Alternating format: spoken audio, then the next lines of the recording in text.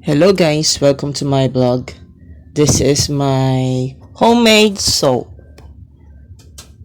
Gumawa ako ng oatmeal, coffee soap, green tea soap. Titingnan natin kung maganda siya sa skin. So, pwede din kayo mag-try. Panoorin niyo po yung video ko.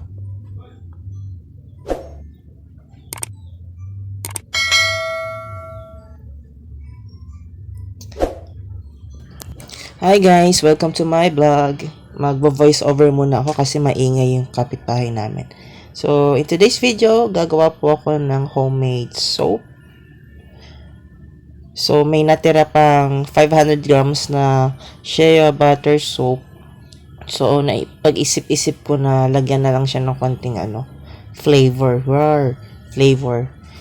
May coffee ako dito, oatmeal and green tea. So, ano pang hinihintay natin? Let's watch this. Okay, ito na yung natira kong shea butter soap base.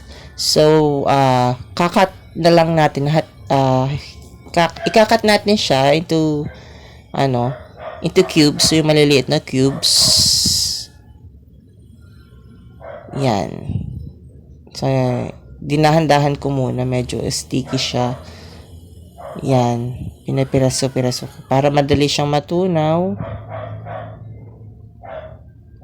Yan po.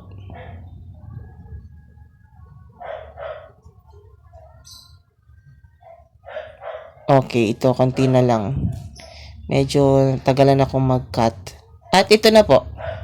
Yung ating soap base. Ready na po siya. And next, ito po yung green tea na gagamitin ko. Ilalagay ko lang siya. 1 tablespoon yan. Ito naman yung coffee. 3 tablespoon po ito. Ang bango niya. Hazelnut yata ito. Kinuha ko lang to sa office eh. Hazelnut na coffee. And syempre, meron din tayong oatmeal. Kinuha ko lang din sa aking friend. Nakikuha ako. Siguro mga 2 tablespoon din to. Ayan. So, ayan po yung gagamitin natin. Pandagdag doon sa ating soap base. So, isang sulyap ulit. Yan po yung ating gagamitin. Sa ating soap. Homemade soap. At syempre, ito na yung binili ko. Hindi ko to nagamit sa aking vlog nung una. Yung paggawa ko ng aloe vera soap. So, ngayon, gagamitin ko na. Late kasi siyang dumating. Kaya, iba yung nagamit ko na molder. At least ngayon, magagamit ko siya kasi may natira pa akong sabon. Yan po. Lalagyan ko na po ng konting oatmeal. Diyan ko na lang direkta ilalagay. Wala kasi akong blender. Kaya, ganyan na lang ang gagawin kong style. Ihahalo ko lang siya dun sa soap base. Yan, ito yung green tea. Tapos, yung ating coffee, ilalagay ko rin. Siguro mga 2. Ayan, tig-1 kutsara. So, bali, 2 yung coffee soap natin. Isang green tea soap is 2 oatmeal and isang green tea. At 2 coffee soap. Ang kulit ko, no? Okay. Tapos dun sa dulo, sa pinaka 6 na molder. Paghahalo-haluin ko na yung 3. Green tea, coffee, and oatmeal. So, ganito po yung nangyayari sa akin kapag wala akong magawa sa buhay. So, nag-iisip ako. Kakaboring kasi kapag wala kang gagawin sa dorm. Lalo-lalo na kapag wala kang internet. Kaya, ito. Hanap tayo ng pagkakaabalahan. At ito nga yung naisip ko. So, ngayon, ay tutunawan na natin yung ating soap base gamit yung double boil method.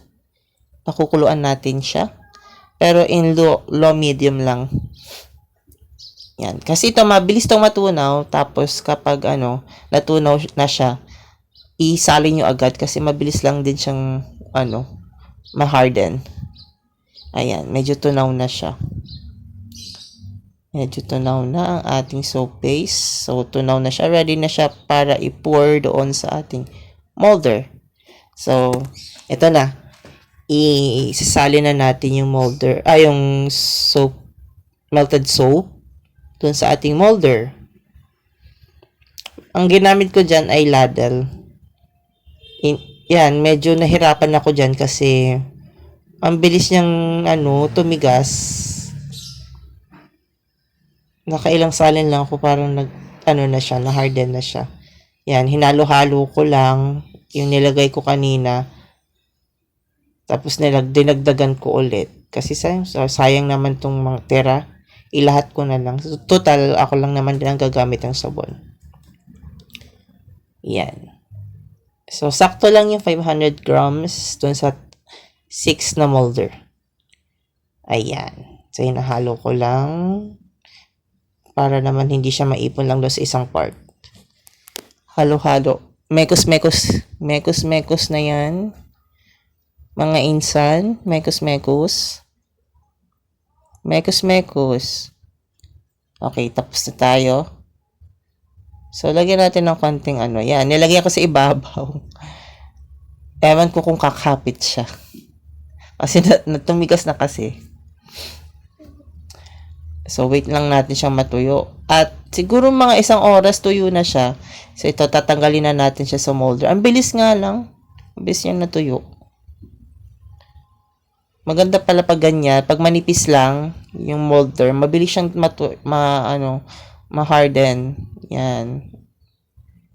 Yan, ito na yung ating oatmeal soap. Meron na tayong oatmeal soap.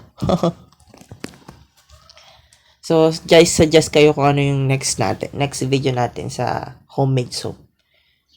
Nag-iisip na rin ako. Parang gusto ko tomato soap naman. Wala lang akong time. Pero next video ko, tomato soup naman yung gagawin ko. Ayan po ang ating oatmeal soap. Pwede na. Ano lang siya, hindi ko siya ginagamit sa mukha. Sa lang, sa katawan. Kasi iba yung ginagamit ko sa mukha, yung facial wash. At least yan, okay lang kasi sa katawan naman eh. At saka medyo mahal kasi ngayon yung shea butter. Wala akong mabilhan na shea butter sa market. Mahal. Kaya, online lang talaga ako bumili. Gusto ko kasi shea butter yung soap ko. May shea butter. Maganda kasi siya sa skin. Ito, dinagdagan ko lang ng flavor. Flavor, parang kakainin lang, no? Dinagdagan lang natin ng ingredients, di ba? Para hindi siya plain na shea butter lang. So, ito yung ating coffee soap. Hindi ko na siya kinat. Hindi ko na inayos yung edge niya. Kasi sayang naman yung natira. Kaya ano nang itawag dun sa Tagalog? Inipit ko lang yan para magamit ko pa rin yung retaso na soap. Ayan yung ating coffee soap. Hindi masyado siyang na-mix. Ang bilis kasing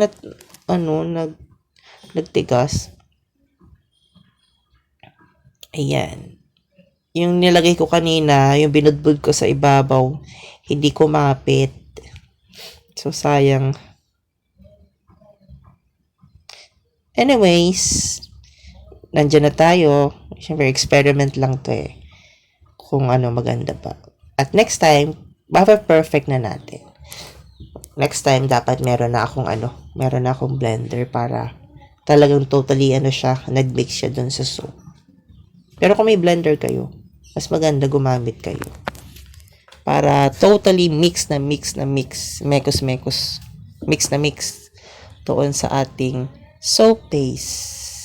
So, yan po yung ating green tea. Okay din naman yung ating green tea. Green tea soap.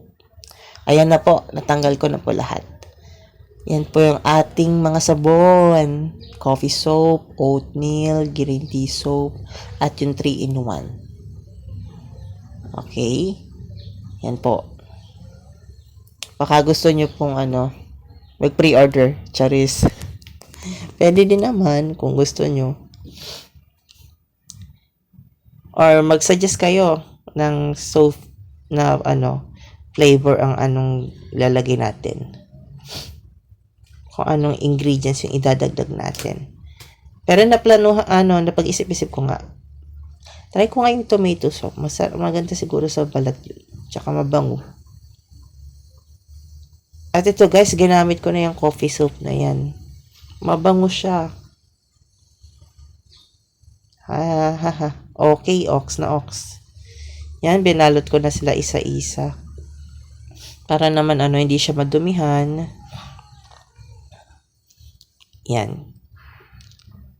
So, wala kasi akong nag-improvise lang ako. Meron ako ditong grade 4 pad paper. Yun yung ginamit ko. Instead na bumili pa ako sa online. So, nagtitipid tayo guys. Mahal ang bilihin. Okay na siguro yan. Since, pag sariling, personal use lang naman kasi ito. At sana natuwa kayo sa video ko. Don't forget to like, subscribe, and share. Share sa inyong mga friends. Thank you guys. Peace out. Salamat po.